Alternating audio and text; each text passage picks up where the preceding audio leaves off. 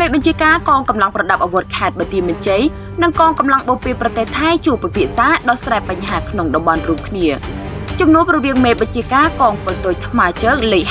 51រួមនឹងមេបញ្ជាការកងកម្លាំងប្រដាប់អាវុធតាមព្រំដែននៃខេត្តបន្ទាយមានជ័យ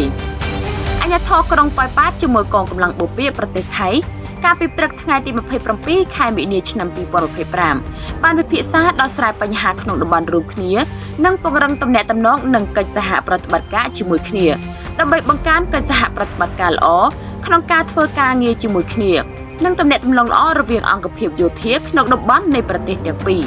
ពិធីជួបពិភាក្សានេះប្រព្រឹត្តធ្វើនៅក្នុងខេត្តស្រះកែវព្រះរាជាណាចក្រថៃដែលភាគីថៃដឹកនាំដោយឧត្តមសេនីយ៍ត្រី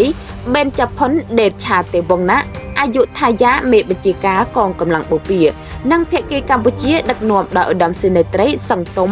មេបញ្ជាការកងពលតូចថ្មើរជើងលេខ51តាមរយៈជំនួបនេះកងកម្លាំងទាំងពីរកម្ពុជាថៃបន្តយកចិត្តទុកដាក់សហប្រតិបត្តិការល្អទប់ស្កាត់ការលួចឆ្លងដែនដោយខុសច្បាប់បទល្មើសអនឡាញការជួញដូរមនុស្សឧក្រិដ្ឋកម្មឆ្លងដែននិងជួយគ្នាទៅវិញទៅមកប្រកបដោយការទទួលខុសត្រូវខ្ពស់ក្នុងការកសាងព្រំដែនមិត្តភាពសន្តិភាពសហប្រតិបត្តិការនិងការអភិវឌ្ឍន៍